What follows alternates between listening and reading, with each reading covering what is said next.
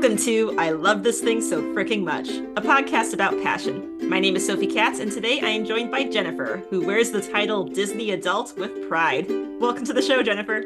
Thank you. I'm so excited to be here, Sophie. I'm excited to have you here. So, here's how this works. Jennifer will have 3 minutes to talk about something that she loves. This can be a person, place, thing, concept, activity, anything she wants. Our only requirement is that she loves it wholeheartedly and wants to tell us why. Are you ready, Jennifer? I am so ready. Good. Got my timer here. Now, what do you love so fricking much?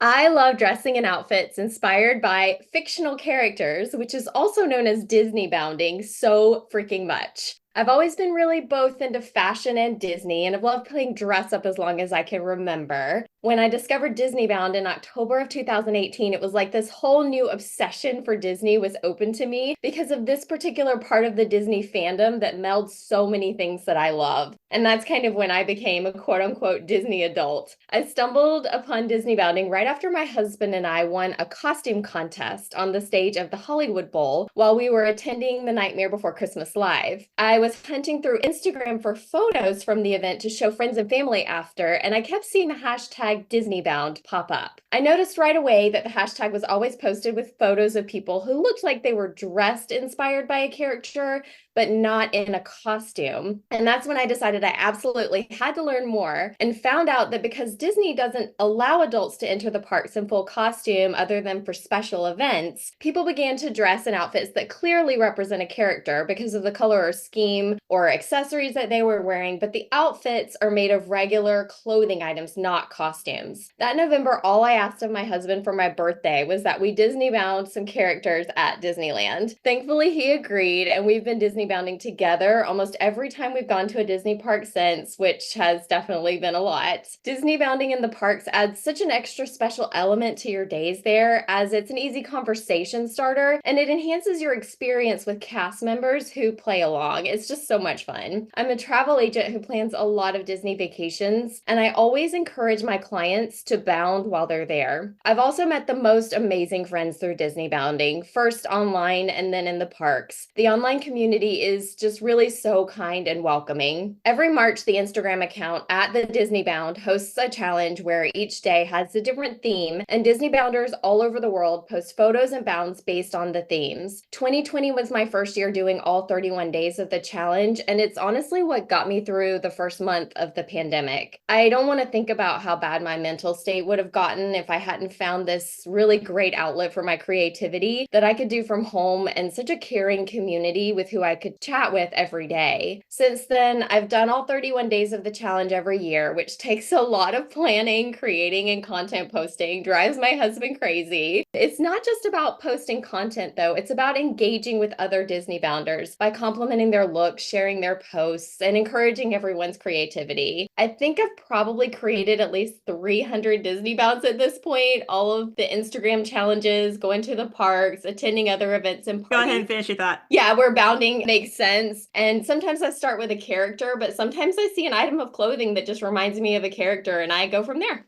That's awesome. Thank you for telling us about Disneybounding today. Yeah. 300 Disneybounds. I was scrolling through Instagram trying to count them, and I think maybe more than that, but it's somewhere around that.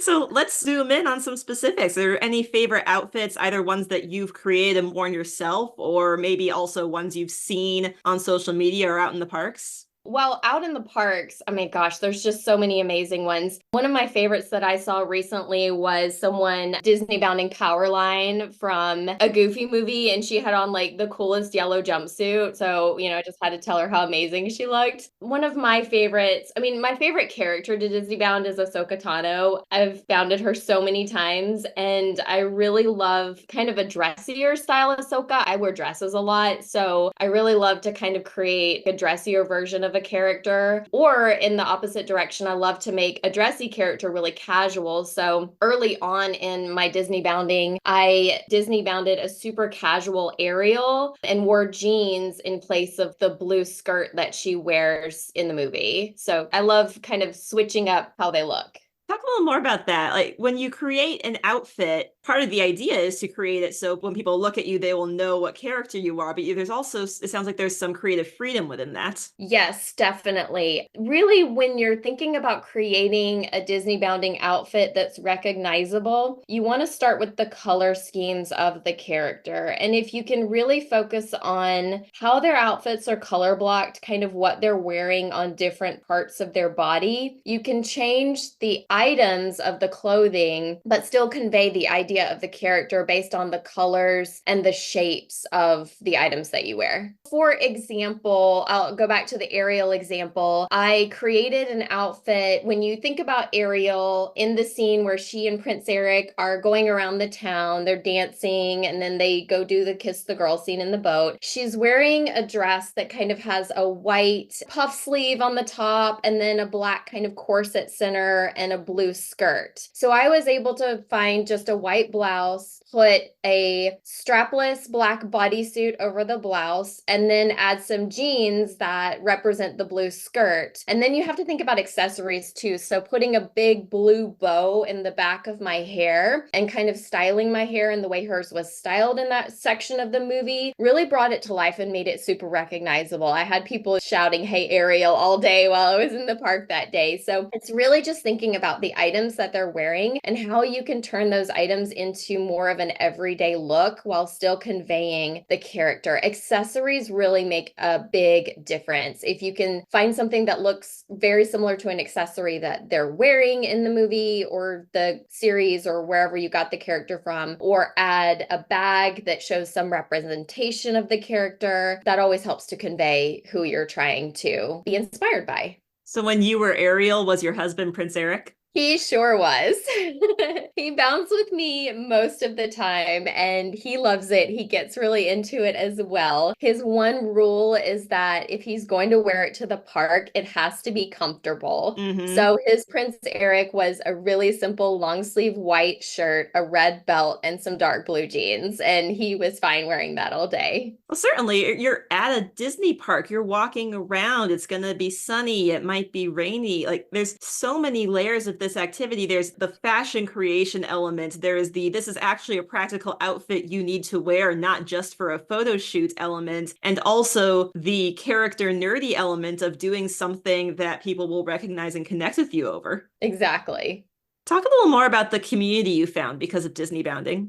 Yes. So at the Disneybound is the Instagram account that hosts most of the challenges. And that's kind of where I started this journey, was just really following along on that Instagram and then seeing the March challenge and wanting to get involved in that. And once I started posting and using the hashtags and tagging at the Disneybound, I started having people comment on my posts. I started commenting on other people's posts. And you really start kind of getting to know people in the community through what they're posting and what they're saying to you. And then I started private messaging some people that we were commenting on each other's things a lot. And then I've been able to meet up with so many people that I've talked to through Instagram in the parks. And everyone is just so welcoming and friendly and open arms, no judgment. We all encourage each other. There's so many different ways of Disney bounding. There's so many different levels that people go to. Some people get super into it and clearly spend a lot of money on their outfits. Some people hand make everything that they wear, which I think is incredible and wish I could do that. And some people go for really simple looks, and we're all just really encouraging of each other. Like I said, I go out of my way in the parks to compliment anyone I see bounding, and I just really love the friends I've been able to make. I love meeting up with them in the parks and enjoying park time together.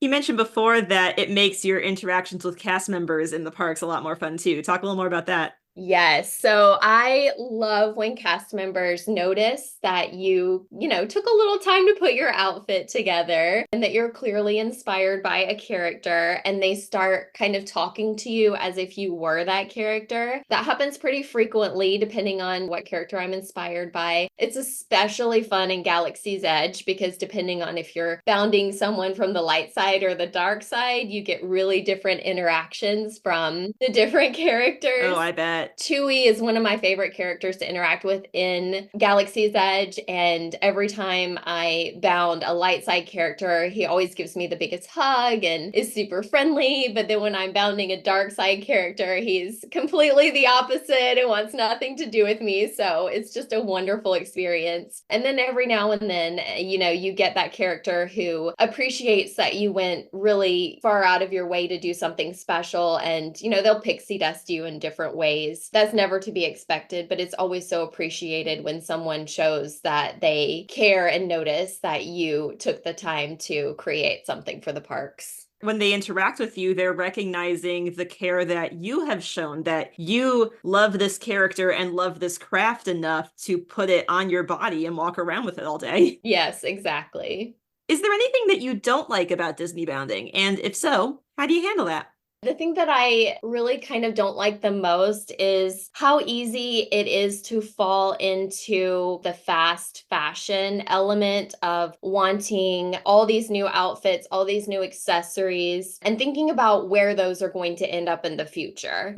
So I try really hard to purchase pre-owned items if I need a new item for a Disney Bound, or I try as much as possible to use things that I already have. I also use Rent the Runway for my Disney bounding because I really want to not increase trash in the future with what I'm using for these 300 Disney bounds that I've created right now. I really want to be forward thinking in how I'm treating the environment while I'm doing this. And I think that there's an easy tendency for people in general to think, well, I just need this quick thing from Amazon to wear to the park, and then not think about what's going to happen to it later. Yeah, I can only imagine that over the course of creating 300 costumes over the last 6 years, there's going to be some big stacks of things in your closet that you haven't seen in a while. Yeah. I do save way too much. I'm not quite at the hoarder stage, but I have containers in my closet that are specifically cosplay and Disney bounding items so that I know I have things available that I can pull out and use in different ways. It does take up quite a bit of space, though, for sure. Do you have any examples of times you've taken items from one Disney Bound and turned it into another one? Yes, definitely. So again, when you think about the color blocking aspect of Disney bounding, I have purchased quite a few just really simple, solid colored skirts. You've got a couple of colors of tulle skirts. I've got a couple of colors of cotton A-line skirts, and you're able to kind of mix and match those between different characters. I have a white tulle skirt. I don't even know how many characters I've worn it for, just so many times. The white tulle works for a lot of different characters who wear white on the bottom or are white on the bottom. You also think about not just what a character wears, but what colors are a character, because they're not all human in the Disney world.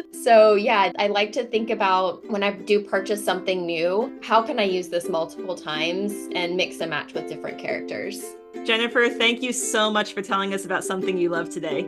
Thank you. I enjoyed it. And thank you, our listeners, for tuning in today. If you'd like to learn more about Disney Bounding or our guest, Jennifer, you can find her social media information in the episode description. And if you have something you love so freaking much you want to tell me all about it, consider this your invitation to join the show.